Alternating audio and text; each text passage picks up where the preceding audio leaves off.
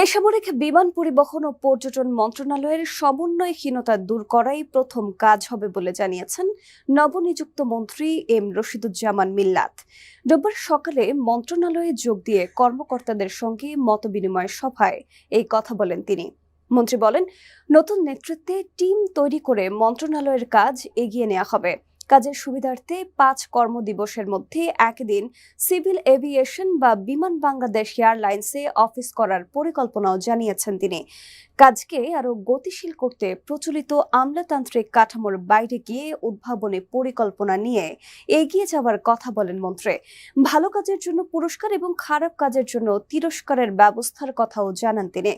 সাংবাদিকদের প্রশ্নের জবাবে বিমানমন্ত্রী বলেন, হযরত শাহজালাল আন্তর্জাতিক বিমানবন্দরে তৃতীয় টার্মিনালের ১৬ ডিসেম্বর সফট ওপেনিং এর পরিকল্পনা নিয়ে কাজ চলছে। এজন্য আগামী সেপ্টেম্বরে জাপানি কোম্পানির সঙ্গে চুক্তির উদ্যোগ নেওয়া হচ্ছে। এছাড়া আগামী বছর ঢাকা নিউ ইয়র্ক ফ্লাইট চালু এবং বিমানের বহরে শিগগিরই 10টি লিজকৃত বিমান যুক্ত করার পরিকল্পনার কথাও জানান তিনি।